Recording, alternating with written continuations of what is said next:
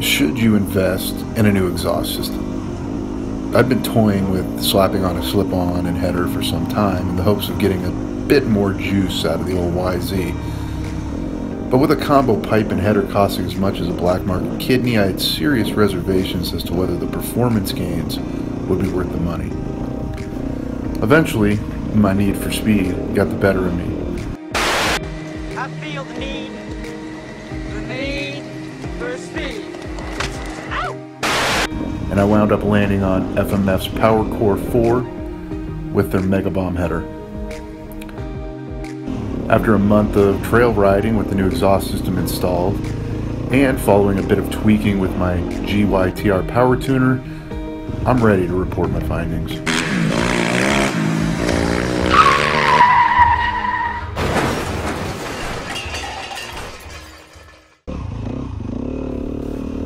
FMF offers a variety of slip-ons to choose from, with the 4.1 RCT being their crown jewel. While the Powercore 4 may not be made of precious metal, priced $100 less than the RCT makes it a great alternative for the more cost-conscious rider. FMF also offers the Q4, which from what I can gather is very similar in performance output to the Powercore, only a bit quieter. As for the header, if you're a trail rider like me, you're going to want the MegaBomb rather than the PowerBomb. The PowerBomb was designed to provide high-end gains, which is great if you're holding it wide open all day at the track. But if you're seated atop a woods weapon, then you want that low to mid-range power, which is where the MegaBomb header plays best. It's important to note all FMF components are modular, so you don't need to invest in both a new header and pipe right out of the gate, though it's recommended if you want to get the most out of your exhaust system.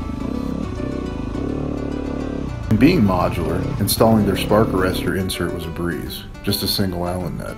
Compare that to my stock exhaust, which we had to unpack and repack in order to get a spark arrestor installed, and I'd say we owe FMF big thanks. Overall installation was fairly straightforward, even on my 2016 YZ with its ass-backwards exhaust port. Any rider with a decent toolbox should have no trouble at all slapping one of these on. You can even reuse a stock heat shield. Decibel test.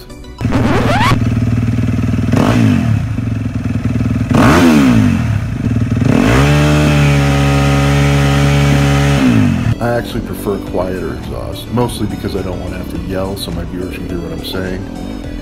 That being said, there is just something about a good throaty pipe that tickles the soul. FMF sells a quiet insert with spark arrestor, which I may test out and review down the road if my throat gets too sore. And Marissa... Don't do it!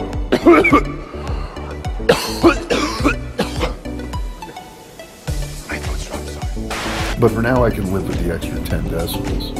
Note the MegaBomb header reportedly reduces noise by 1.5 decibels on average, so if you're going to forego the header for the slip-on alone, your results may vary a bit from mine. There's a little weight reduction to be had moving away from your stock exhaust, with the slip-on weighing in at 5.2 pounds and the header 5.5. This shaves a couple pounds off my bike, but not enough for weight reduction to be a primary selling point.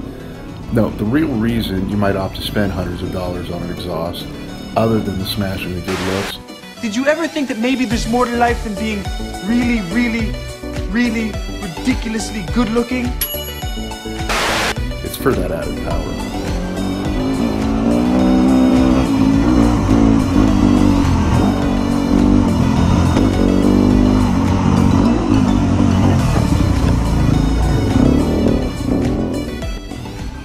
The MegaBomb header claims an overall horsepower improvement of around 3 ponies. I wasn't able to substantiate this on a dyno, but I will tell you the difference. Well, it's noticeable.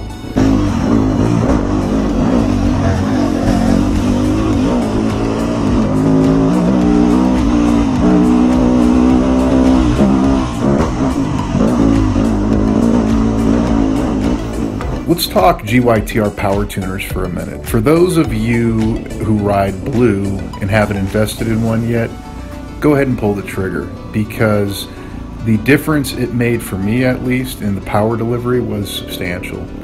You know, it's not going to add any horsepower, but it's going to alter the characteristics of your bike, which sometimes can feel even better than a few extra ponies under the seat.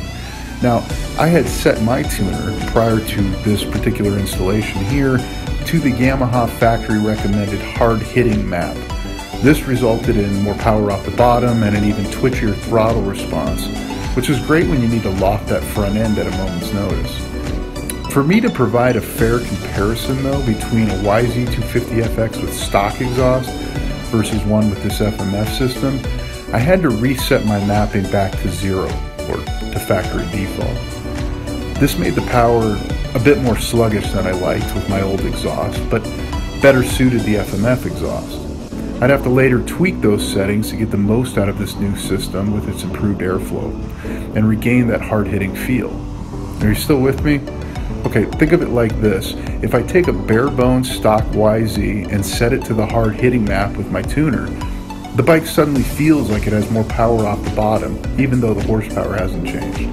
However, I can't use that map with an aftermarket exhaust system. In fact, using that same hard-hitting map resulted in flame-outs and decreased performance. Oh no! It keeps flaming out. Gotta change that map at some point, I think. After months of tweaking with my power tuner, I eventually found a map that somewhat mimicked the factory hard-hitting map Yamaha provided for use with the stock exhaust. Although I'm convinced this map is not perfectly formulated for the FMF exhaust system, it certainly outperformed the stock map with the new pipe and header. Of course, I realize we can't all be blessed enough to ride a Yami, so I went ahead and rode for a few weeks with my stock exhaust detuned to the stock settings so I could do a fair compare against the FMF system untuned. For the rest of this review, I will be comparing the stock exhaust without any tuning to the FMF exhaust untuned. Right out of the gates, I can tell you this exhaust system really opened her up. It also somewhat smoothed out the power in the mid-range, leaving me with a very manageable power delivery up through the higher revs.